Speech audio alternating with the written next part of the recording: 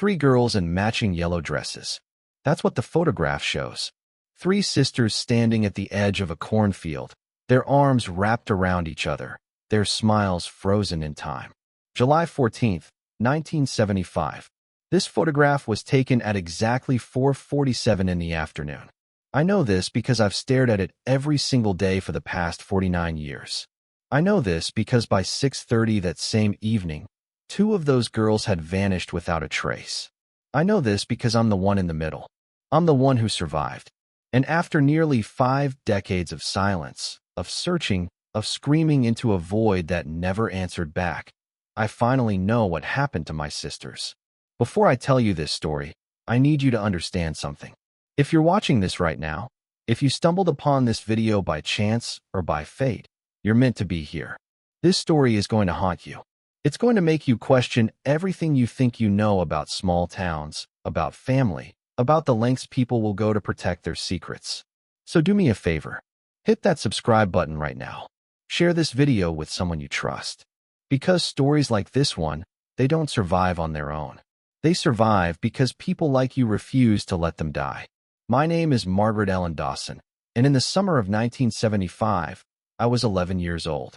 My older sister Ruth was 14. My younger sister Constance, we called her Connie, she had just turned 9. We lived on a dairy farm outside of Hartfield, Ontario, a town so small it barely existed on most maps.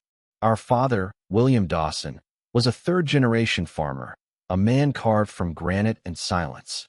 Our mother, Eleanor, was what people in those days called delicate, which was a polite way of saying she spent more time in her bedroom than out of it, more time with her pills than with her children. Ruth was our mother. That's how it felt, anyway. She was the one who braided our hair before church. She was the one who checked our homework and kissed our scraped knees. She was the one who told us stories at night, stories about princesses who saved themselves, about girls who grew up to be explorers and scientists and anything they wanted to be. Ruth believed in possibility. She believed that Hartfield was just the beginning, that there was a whole world waiting for us beyond the cornfields and the county lines. Connie was pure light. There's no other way to describe her. She had this laugh that sounded like bells, this way of looking at the world that made everything seem magical. She collected feathers and pretty stones. She named all the barn cats. She believed in fairies and guardian angels and the fundamental goodness of every person she met. Connie hadn't learned yet that the world could be cruel. She hadn't learned that some people wear masks. The summer of 1975 was different from the summers that came before. There was something in the air, something electric and strange. The heat that year was oppressive, the kind of heat that made you feel like you were breathing through wet wool. The crops were struggling. The cows were restless. And there were strangers in town. Hartfield didn't get strangers, not really. We had the same families who'd been there for generations, the same faces at church every Sunday, the same gossip at the general store. But that summer, there was construction happening on the new highway that would eventually connect us to the larger cities. Workers had set up a temporary camp about 3 miles outside of town. Rough men, our father called them. Men without roots. Our mother told us to stay close to home. Our father told us to stay away from the highway construction. Ruth told us not to worry, that she would keep us safe. And she did, right up until the moment she couldn't. July 14th, 1975, started like any other summer day. We woke early to help with chores. We collected eggs from the hen house, fed the barn cats, swept the front porch while our father worked in the fields. By early afternoon, the heat had become unbearable, so Ruth suggested we walk down to Henderson's Creek to cool off. It was about a mile from our farmhouse, through the cornfield and past the old Miller place, which had been abandoned for as long as any of us could remember. Our mother said yes without really listening. She was having one of her bad days, the kind where she stayed in her darkened bedroom with a cold cloth on her forehead, too lost in her own suffering to notice ours. Our father was in the north field and wouldn't be back until supper. We were alone, as we often were, left to raise ourselves in the gaps between our parents' absences. I remember the walk to the creek so vividly it hurts. The corn was high that year, tall enough to close over our heads and turn the path into a green tunnel. Connie skipped ahead, her yellow dress a bright spot against all that green. Ruth walked beside me, holding my hand, telling me about a book she was reading about a girl who sailed around the world alone. I remember thinking how brave that girl must have been. I remember thinking I could never be that brave. The creek was shallow and cold, spring-fed, clear as glass. We spent hours there, splashing and laughing, building little dams out of rocks and sticks. Ruth found a perfect flat stone and taught Connie how to skip it across the water. I found a crawfish hiding under a rock and shrieked so loud it probably scared every bird for half a mile. It was perfect. It was the last perfect day. Around 4:30, Ruth said we should start heading home. The shadows were getting longer, and Father didn't like us out after dark. We gathered our shoes and our socks, still damp from the creek, and started back toward the cornfield path. That's when Ruth noticed the car. It was parked near the old Miller place, a dark blue sedan covered in dust from the gravel roads. There was a man leaning against it, smoking a cigarette, watching us. He wasn't anyone we recognized. He wasn't one of the highway workers we'd seen around town. He was older, maybe 40 or 50, wearing a white shirt with the sleeves rolled up and dark trousers. He looked, I remember thinking, like someone who was supposed to be somewhere else. Someone who'd taken a wrong turn and ended up in our little corner of nowhere. Ruth's hand tightened on mine. She pulled Connie closer. And then she did something I've replayed in my mind 1,000 times since. She smiled at the man. Not a real smile, but the kind of smile you give when you're trying to seem calm while your heart is racing. She raised her hand in a small wave, casual and friendly, like he was just a neighbor passing by. And then she steered us toward the cornfield path, walking quickly but not running, not drawing attention. We didn't look back. We made it through the cornfield in record time, Ruth practically dragging Connie, who kept asking why we were hurrying. Why couldn't they slow down, her little legs struggling to keep up? When we burst out of the corn and saw our farmhouse in the distance, Ruth finally let out a breath. "We're fine," she said. "Everything's fine." That's when our mother appeared on the porch and shouted that she needed Ruth to come inside right away. Aunt Helen had called, and it was urgent, and Ruth was needed. Ruth looked at me, looked at Connie, looked back at the cornfield behind us. "Stay here," she said. "Right here on the porch. I'll be back in 5 minutes." But she wasn't back in 5 minutes. The phone call stretched on, something about our grandmother's health, and Connie got restless. She wanted to go back to the barn to check on the cats. She wanted to look for feathers in the back pasture. She wouldn't stop pestering me, and finally I gave in. "Just to the barn and back," I said. We had to stay where Ruth could see us from the kitchen window. We ran to the barn, giggling, the fear from earlier already fading in the safety of familiar territory. We found the mama cat with her new kittens, tiny gray bundles mewing in the hay. We were so absorbed in them that we didn't hear the footsteps behind us. We didn't hear anything until the barn door creaked, and the light changed, and suddenly there was a shadow falling across us. I turned around. I saw a face, and then I saw nothing at all. I woke up alone in the hayloft, my head throbbing, my mouth tasting like copper and fear. The light coming through the gaps in the barn boards was different, softer, and more golden, the light of early evening rather than late afternoon. I was confused at first, disoriented, unable to understand why I was lying in the hay, why my dress was torn, why there was a goose egg rising on the back of my skull. Then I remembered the shadow, the face, and I started screaming. They found me there, still screaming, when my father came in from the fields for supper. My mother heard the commotion and came running, her hair wild, her housecoat flapping behind her. Ruth appeared behind them, her face chalk white, her eyes huge with terror. I couldn't stop screaming. I couldn't make words. All I could do was point at the empty space beside me, the space where Connie should have been, the space where my baby sister had vanished into thin air. The search began immediately. My father organized the neighboring farmers, men who knew every inch of every field and forest in Hartfield. They spread out with lanterns and flashlights, calling Connie's name into the darkness, their voices echoing off the hills like the cries of lost souls. My mother collapsed on the porch and had to be carried inside. Ruth held me while I shook, while I tried to remember something, anything, that might tell us what happened. But my memory was a black hole. From the moment I saw that face in the barn door until the moment I woke up in the hay, there was nothing. Just darkness. Just emptiness. Just the terrible absence of my sister. The police arrived around midnight.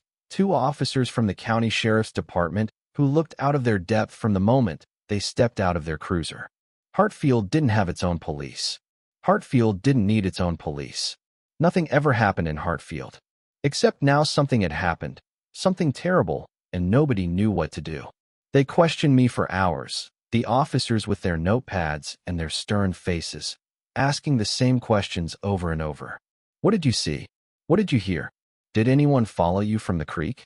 I kept trying to answer, kept trying to pull something useful out of the void in my head, but there was nothing there. Just the face. Just the shadow. Just fragments that didn't add up to anything. The next morning, they found Ruth's yellow dress in the creek. Not Ruth. Just the dress, floating in the shallow water like a deflated balloon, the fabric torn, the buttons missing. My mother started screaming then, a sound I'll never forget, a sound like something being ripped out of her by force. Because Ruth was gone too. Sometime during the night, while the search parties were combing the fields for Connie, Ruth had slipped away. No one saw her leave. No one heard anything.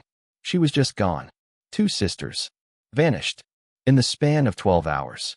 The investigation that followed was everything you might expect from a small-town police force confronted with an impossible crime. Which is to say, it was chaos. Officers trampled through our barn, destroying any evidence that might have been there. Volunteers contaminated the creek scene before anyone thought to rope it off. The man with the blue sedan, the stranger we'd seen by the old Miller place, he became the primary suspect almost immediately, but nobody had gotten a license plate number. Nobody knew his name or where he'd come from.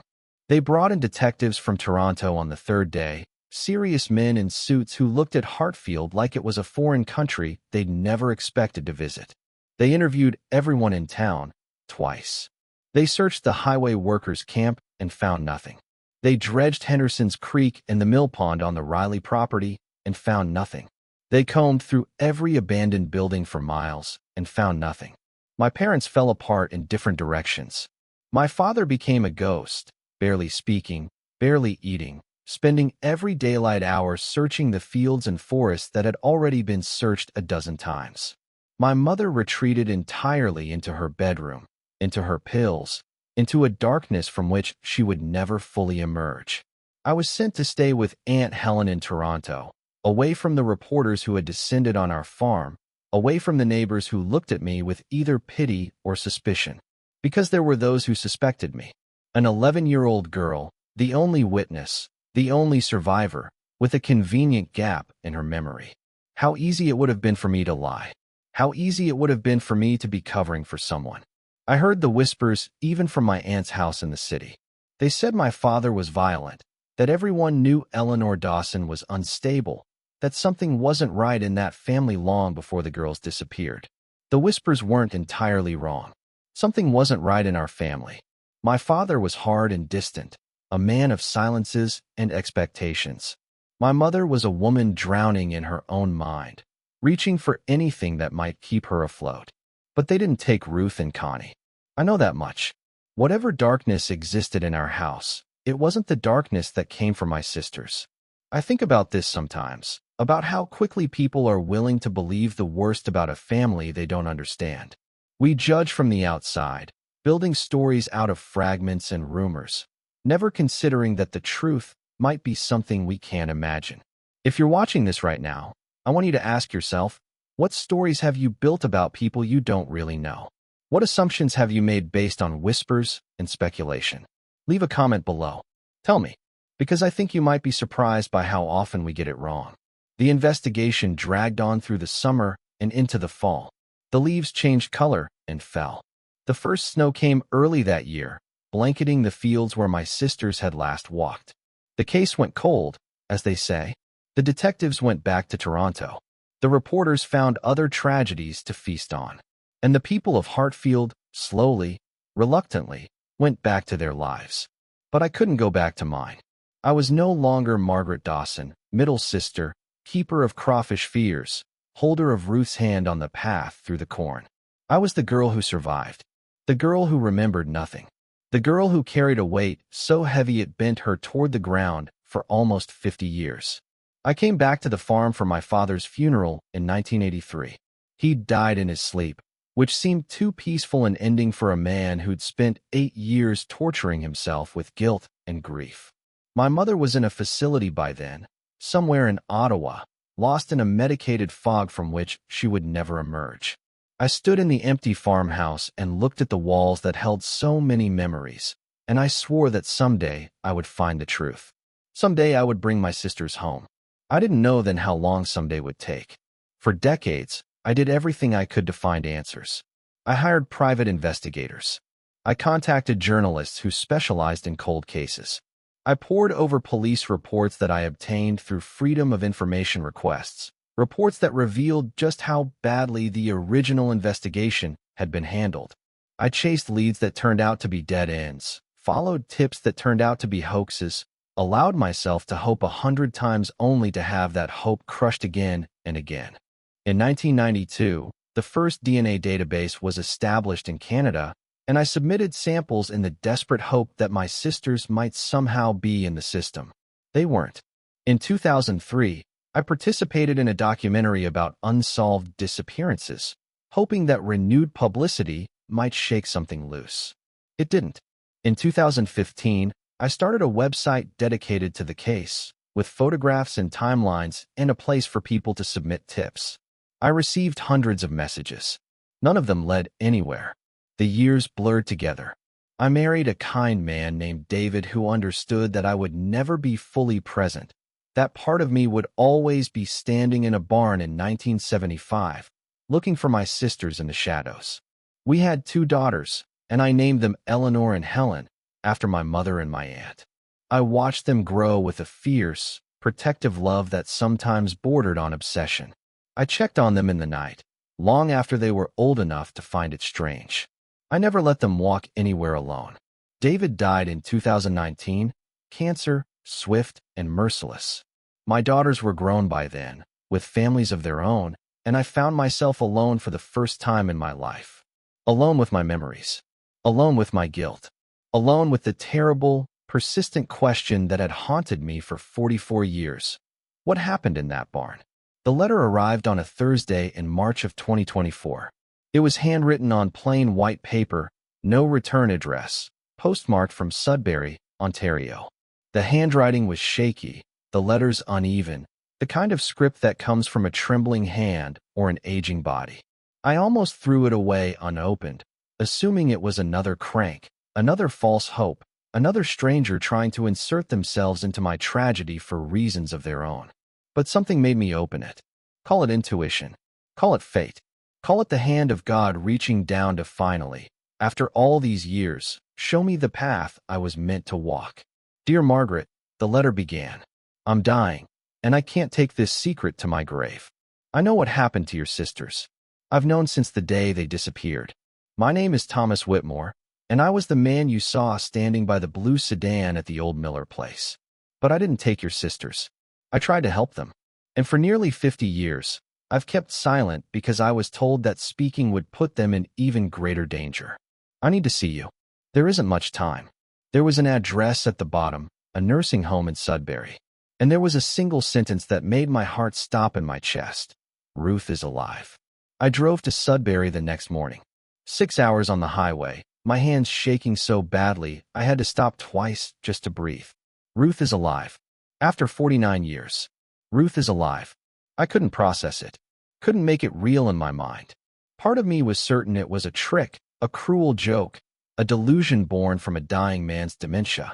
But another part of me, the part that had never stopped hoping, the part that still dreamed of yellow dresses and cornfield paths, that part believed. The nursing home was called Sunset Pines, a tidy brick building surrounded by evergreens.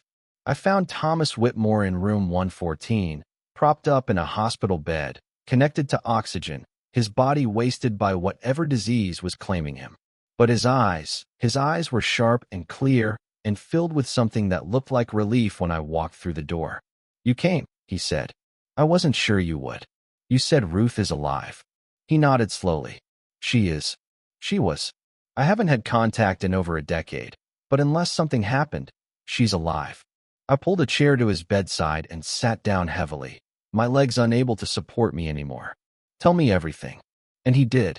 Thomas Whitmore had not been a highway worker in the summer of 1975. He had been an undercover officer with the RCMP, working a human trafficking operation that spanned from northern Ontario to the American border. The operation had been running for 2 years by the time he ended up in Hartfield, following leads that pointed to a network of people who were kidnapping young girls and selling them to the highest bidder. Your town was a waypoint, he said. The old Miller place, it wasn't as abandoned as people thought. There was a root cellar, a basement, hidden under the collapsed section of the house. They kept girls there, sometimes for weeks, before moving them south. I felt sick. The old Miller place was less than a mile from our farm. Less than a mile from where we played and laughed and believed we were safe. The day I saw you at the creek, Thomas continued, I was conducting surveillance. I'd been watching the Miller place for days, waiting for movement, waiting for evidence I could use to bring the whole network down. When I saw you three walking by, I was terrified. Terrified that someone else was watching too. Terrified that I'd already been too late. The face in the barn, I whispered. Was that you? He shook his head. No, that was one of them. His name was Gerald Fisk, and he was the local coordinator for the network. He'd been living in Hartfield for years, hiding in plain sight, pretending to be a nobody while he identified targets and arranged pickups. When he saw you and your sister alone in the barn, he saw an opportunity. Gerald Fisk. I knew that name. He'd been one of my father's hired hands, a quiet man who kept to himself, who'd left Hartfield shortly after the disappearance. I'd never connected him. The police had never connected him. He was nobody, invisible, exactly as he'd intended to be. He hit you on the head and took Connie, Thomas said. Brought her to the Miller place. By the time your father raised the alarm, she was already in the basement, drugged and terrified, waiting to be transported. Tears were streaming down my face now. And Ruth? What about Ruth? Thomas's face changed, softening into something like admiration. Your sister Ruth was remarkable. She figured out what had happened. I don't know how, but she knew. Maybe she saw something from the kitchen window. Maybe she heard something. But in the middle of the night, while everyone was searching the fields, she snuck out of your house and went to the old Miller place. She went to rescue her sister. I've thought about this moment more times than I can count. Ruth, 14 years old, slipping out of our farmhouse in the dark of night, walking alone through the fields toward a danger she couldn't possibly understand. What kind of courage does that take? What kind of love drives a child to put herself in the path of monsters? According to Thomas, Ruth arrived at the Miller place around 2 a.m. She'd brought a flashlight and a kitchen knife, the only weapons available to a teenage girl in a farmhouse in 1975. She'd somehow managed to find the entrance to the root cellar, a trapdoor hidden beneath debris in what had once been the pantry. And she'd found Connie, unconscious but alive, in a corner of that dark, terrible space. But she'd also found something else. Someone else.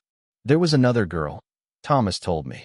A girl from another town, taken a week before. Her name was Sarah. She was maybe 12, 13.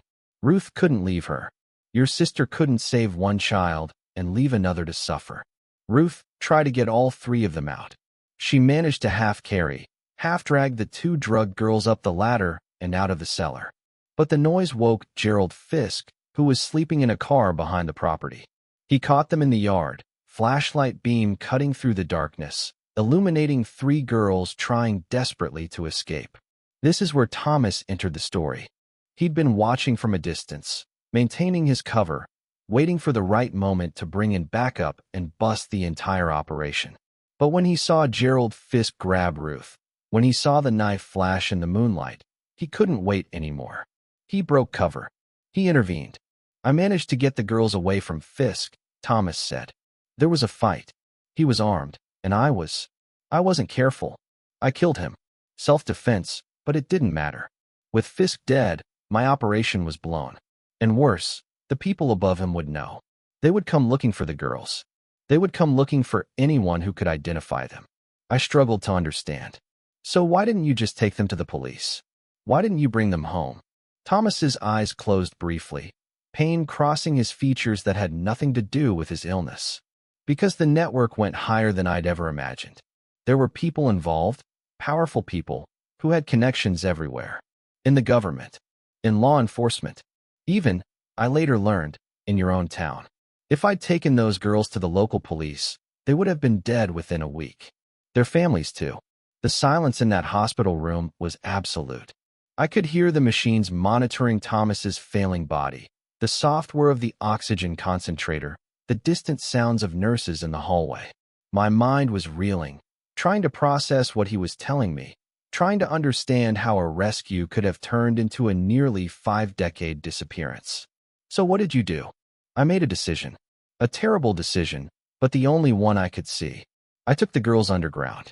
I had contacts, people I trusted, people who ran safe houses for witnesses and refugees. I got all 3 of them new identities, new lives. And I told Ruth specifically, that they could never go back. That if they ever went back, everyone they loved would die. Ruth had sacrificed herself. That's what Thomas was telling me. At 14 years old, my sister had made a choice to stay hidden, to stay silent, to let our parents and me believe she was dead, all to protect us.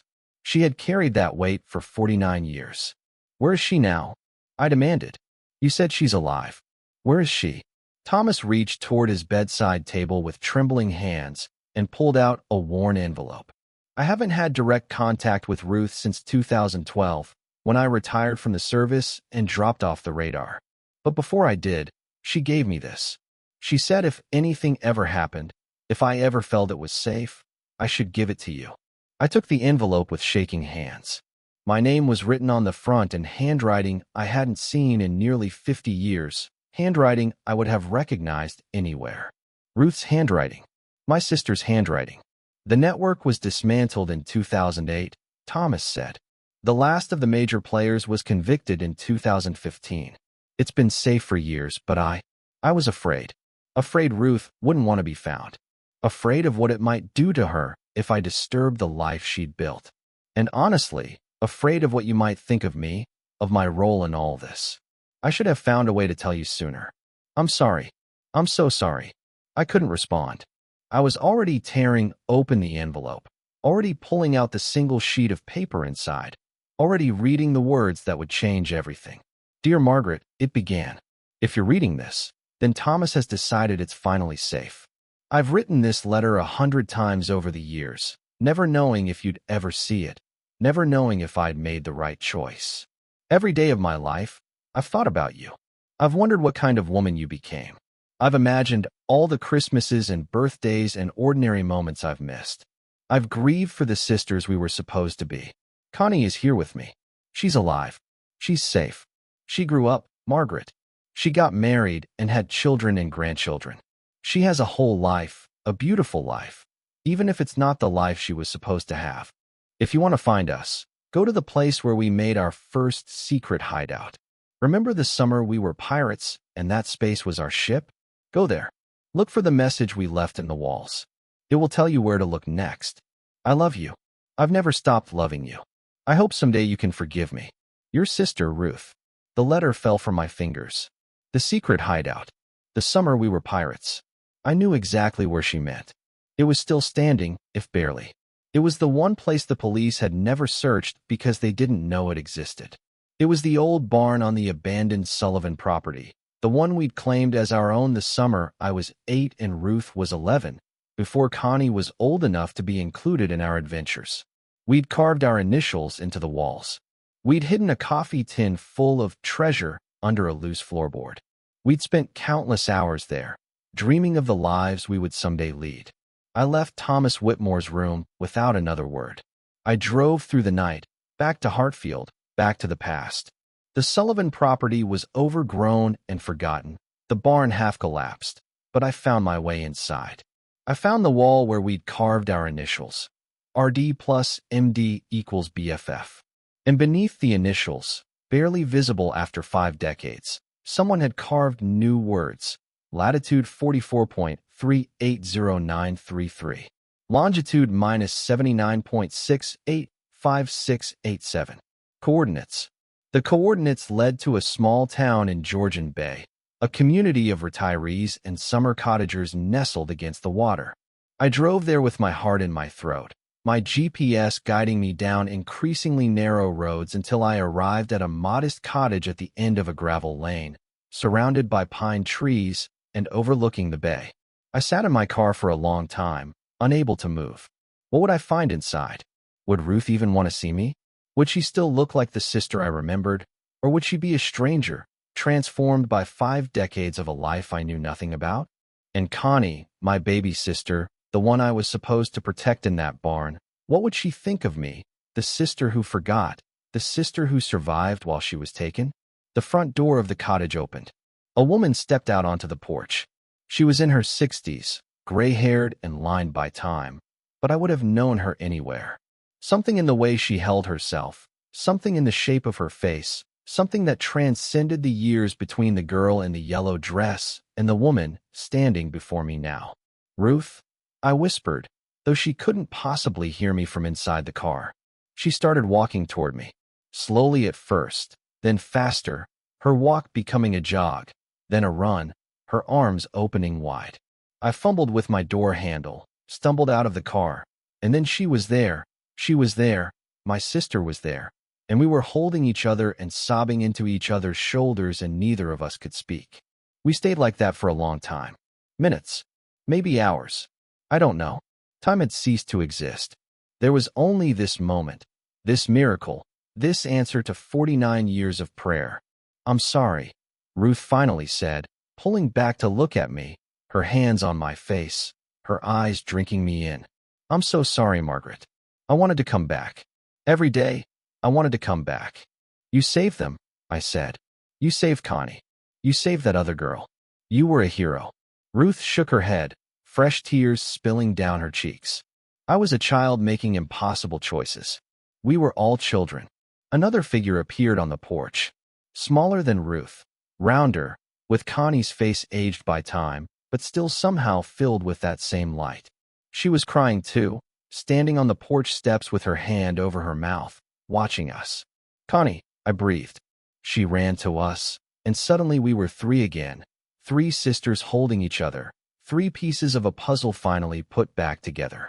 The pain of those 49 years didn't disappear, but it transformed. It became something we could share, something we could carry together instead of alone. We went inside the cottage. Ruth made tea, a familiar gesture that transported me instantly back to our farmhouse kitchen. We sat around a small table, and they told me their story. The whole story. After Thomas took them from the Miller place, they'd been moved through a series of safe houses, never staying anywhere for more than a few months. Ruth had taken on the role of mother again, caring for Connie and Sarah, keeping them together, keeping them sane. They'd been given new names, Ruth becoming Ellen Mitchell, and Connie becoming Caroline Mitchell, sisters orphaned by a fictional car accident. Sarah had eventually been reunited with distant relatives in British Columbia, but Ruth and Connie had stayed together. They'd settled in Manitoba, then Saskatchewan, then Ontario again when they felt it was finally safe to be closer to home. Connie had married a man named Robert, a kind man who knew everything and loved her anyway. They'd had 3 children, all grown now with families of their own. Ruth had never married. "I couldn't," she said simply. "I couldn't let anyone that close. Couldn't risk bringing danger to someone I loved." The sacrifice she'd made was even greater than I'd understood. She hadn't just given up her family, her identity, her past. She'd given up her future too. The possibility of love, of partnership, of the normal life she'd once dreamed about in our bedroom at night, whispering about explorers and scientists and all the things she wanted to be. "Why didn't you contact me when it was safe?" I asked. "Thomas said the network was dismantled years ago. Why didn't you reach out?" Ruth and Connie exchanged a look that held decades of shared history, shared pain, shared decisions. "We were afraid," Connie admitted. "We'd been hiding for so long. We didn't know how to be found anymore. And we were afraid of what it would do to you, to your life. You'd built something, Margaret. You had a family. We thought maybe it was better to let you have peace." "I never had peace," I said. "Not for one day. Not for one moment. Every single day, I thought about you. I searched for you. I never gave up. Ruth reached across the table and took my hand. I know. Thomas told me. He kept tabs on you over the years, made sure you were safe. He told me about your husband, your daughters, your grandchildren. He told me how you never stopped looking. I thought about all those years, all those dead ends, all those moments of despair when I'd wondered if I was chasing ghosts. And all along, my sisters had been out there, alive, thinking of me, loving me from a distance. I need to know, I said. What happened to Connie in the barn? What happened to me? Connie's face tightened. That man, Fisk, he came in through the side door. I didn't see him until it was too late. He grabbed me, and you tried to stop him, you tried to fight, and he hit you. Hard. You went down, and I thought. She couldn't finish. Ruth continued for her. You hit your head on the edge of a stall. You were unconscious, bleeding. Fisk checked your pulse and decided you were more trouble than you were worth. He only wanted one girl. He took Connie and left you there to die. I should have died that day.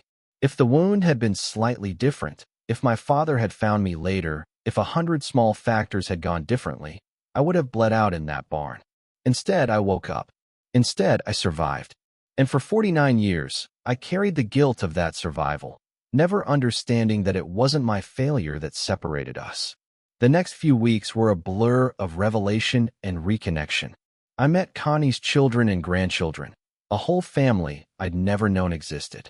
I learned about Ruth's life, her work as a social worker helping other survivors of trauma, her quiet activism, her decades of service to people who'd been through what she'd been through.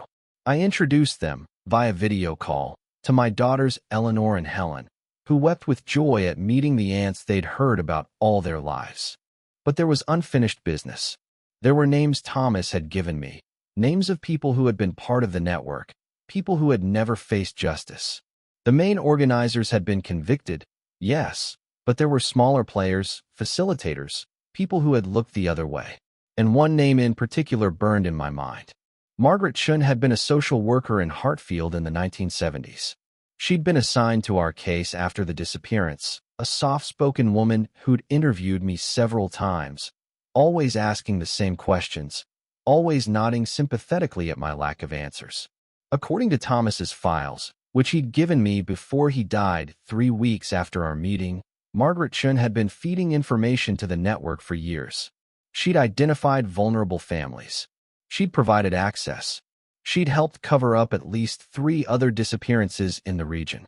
She was still alive, still in Ontario, living in a retirement community in Hamilton, 92 years old and never having faced a single consequence for her crimes. Ruth and Connie told me to let it go. The authorities knew about Chen now, thanks to Thomas's deathbed confession, and charges were being prepared. There would be a trial, accountability, justice through proper channels. But I couldn't wait. I couldn't let this woman, this monster in comfortable clothing, spend another day thinking she'd gotten away with it. I drove to Hamilton alone. I found the retirement community, a pleasant place with manicured lawns and assisted living apartments. I walked into the building, asked for Margaret Chen's room, and was directed to a sunny corner unit on the 2nd floor.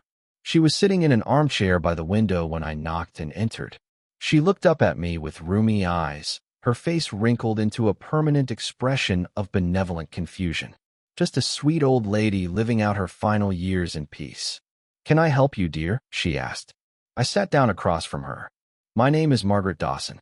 In 1975, you interviewed me after my sisters disappeared. Do you remember?" Something flickered in her eyes. Recognition. And beneath that, fear. She knew who I was. She remembered. "I'm afraid I don't know what you're talking about," she said. But her voice had changed, hardened slightly. The mask was slipping. "You were part of it," I said. "You helped them. You helped take children from their families and sell them to predators. My sisters. Other people's sisters. You looked at me, at my devastated parents, and you knew exactly what had happened because you'd helped make it happen. You need to leave," she said. "I'll call security. Go ahead. Call them. And when they get here, I'll tell them exactly who you are. And then the police will come, because they're already on their way. The RCMP has a file on you, Margaret. Thomas Whitmore made sure of that before he died. Your role in the network, the payments you received, the children you helped destroy. It's all documented. Her face went gray. The benevolent confusion was gone now, replaced by something cold and hard and desperate. You can't prove anything. It was 50 years ago. Everyone who matters is dead. Not everyone, I said. My sister Ruth is alive. So is Connie. So are 3 other women from 3 other families, women you helped identify as targets. They're all talking now. They're all telling their stories. I leaned forward, holding her gaze, letting her see the full weight of 49 years of grief and rage in my eyes. You thought you'd escaped. You thought time would protect you. But time just means you get to suffer longer. You get to spend whatever years you have left watching everything you thought you'd gotten away with come crashing down. No peace. No comfort. Just the knowledge that your sins have finally found you. I stood up. The police will be here soon. I just wanted to make sure you knew. I wanted to be the one to tell you that the little girl you dismissed, the one who couldn't remember anything, the one you thought was no threat at all, she never stopped fighting. She found her sisters. And she found you. I walked out. Behind me, I heard the old woman begin to cry, thin wails of terror and self-pity that followed me down the hallway and out into the sunshine. It wasn't enough. No punishment could ever be enough for what she'd done, what she'd helped do. But it was something. It was a beginning. The trial of Margaret became national news in Canada. At 92 years old, she was the oldest person ever prosecuted for crimes related to human trafficking in the country's history. The evidence against her was overwhelming. Thanks to Thomas Whitmore's meticulous records and the testimony of survivors who finally felt safe enough to speak. She was convicted on 12 counts and sentenced to life in prison, where she died 3 months later. Her conviction opened the floodgates. Other survivors came forward. Other investigations were launched. The network that had operated in the shadows for decades was finally, fully exposed. By the time the trials were over, 17 people had been convicted, and the remains of 4 missing children were recovered from properties connected to the network, giving their families closure after decades of uncertainty. Ruth and Connie came home to Hartfield for the first time in 49 years. I drove them myself, through the familiar landscape of cornfields and dairy farms, past the place where Henderson's Creek still ran clear and cold, past the ruins of the old Miller place, which would soon be demolished, past the cemetery where our parents lay buried side by side, never knowing that 2 of their daughters were still alive. We stood at their graves together, the 3 sisters who had been separated for so long. We told our parents everything. We told them about Ruth's bravery, about Connie's resilience, about the long road that had finally led us back to each other. We told them we forgave them for the ways they'd failed us, for the silences and the absences and the things left unsaid.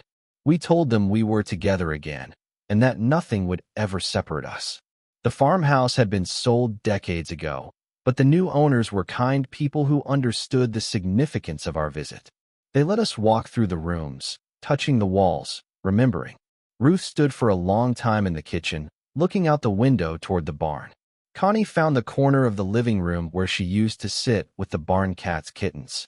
I climbed the stairs to our old bedroom and found that someone had repainted it, but I could still see the outline of the window where Ruth used to sit and dream about her future.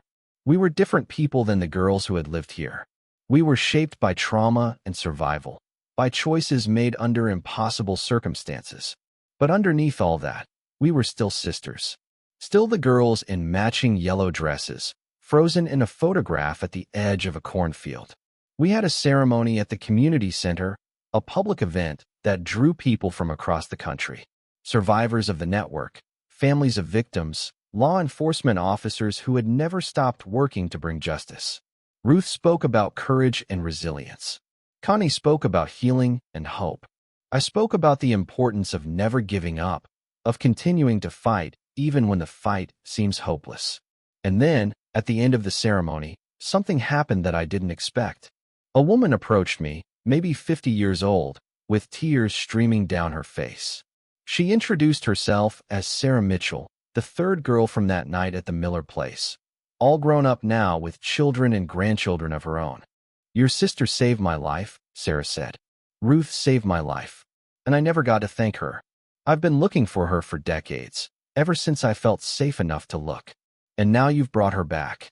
Ruth and Sarah embraced, two women connected by the worst night of their lives and the bravery that had followed. I watched them hold each other, and I thought about all the threads of story that connect us, all the ways our lives touch other lives, all the ripples that spread outward from a single act of courage or a single act of cruelty. We are not alone in our suffering. We are not alone in our strength. And the stories we carry, the stories we tell, they matter. They matter because they help us understand who we are and what we're capable of. They matter because they remind us that even in the darkest moments, there is always the possibility of light. It's been 2 years since I found my sisters. 2 years since everything I thought I knew about my past was rewritten. 2 years since I got the miracle I'd spent half a century praying for. Ruth lives with me now, in the house I shared with David, the house where I raised my daughters. She has a garden in the backyard where she grows tomatoes and peppers and herbs. She makes dinner on Sundays, gathering everyone together, grandchildren running through the rooms, filling the house with the noise and chaos of family. Connie visits often, bringing her own grandchildren to play with mine. The cousins who never knew each other existed are now best friends, their laughter braiding together, creating new memories to replace the ones we lost. Ruth finally got to meet Eleanor and Helen, the nieces she'd never known, and she cried when she learned I'd named them after our mother and our aunt. We talk about everything now, the good memories and the bad ones, the years we lost and the years we have left. Ruth tells stories about her work with survivors, the women she helped rebuild their lives. Connie talks about her children and their achievements with the pride that only a mother can feel. And I listen, I witness, I hold space for all of it. I still have nightmares sometimes. I still wake in the night, disoriented, reaching for someone who isn't there. But now, when that happens, I can walk down the hall to Ruth's room and knock on her door, and she'll make tea, and we'll sit together until the fear passes. I'm not alone anymore. Thomas Whitmore was buried with full honors by the RCMP. He was posthumously awarded for his decades of service, for the sacrifices he made, for the risks he took to protect people he didn't know. Ruth and Connie and I attended his funeral, standing together in the back, mourning the complicated man who had saved them and kept them hidden and ultimately brought us back together. I think about him often. I think about the weight he carried, the secrets he kept, the burden of being the only one who knew the truth. He could have spoken sooner. He should have spoken sooner. But I understand why he waited. Fear is a powerful thing, and some truths feel too dangerous to tell. The photograph from July 14, 1975, 3 girls in matching yellow dresses at the edge of a cornfield, hangs in my living room now. But I've added another photograph beside it. It was taken last summer at Ruth's 73rd birthday party. 3 women in the same spot, in front of the same cornfield, holding each other, smiling into the camera. The years are written on our faces, the joy and the sorrow and the survival. But we're together. After everything, we're together. If you've watched this entire story, if you've stayed with me through all 8 chapters of pain and revelation and finally, redemption, then I have one last thing to say to you. Never give up on the people you love. Never stop searching. Never stop hoping. The world will tell you that some stories have no ending, that some questions have no answers, that some losses are permanent. But I'm living proof that miracles happen, that the truth finds a way, that love, even after half a century, even after impossible separation, can bring us home. My name is Margaret Dawson. I was 11 years old when I lost my sisters. I was 60 years old when I found them again. And I will spend every remaining day of my life grateful for the second chance that most people never get. Thank you for listening. Thank you for bearing witness. And if you know someone who's still searching, who's still hoping, who's still carrying a weight that feels too heavy to bear, share this story with them. Subscribe to this channel. Leave a comment below. Because stories like this, stories of survival and reunion and justice, they don't spread on their own. They spread because people like you carry them forward. And maybe, just maybe, your sharing will reach someone who needs to hear that hope is not foolish, that searching is not futile, that even after 49 years in the dark, The light can find us. It found me. It can find you too.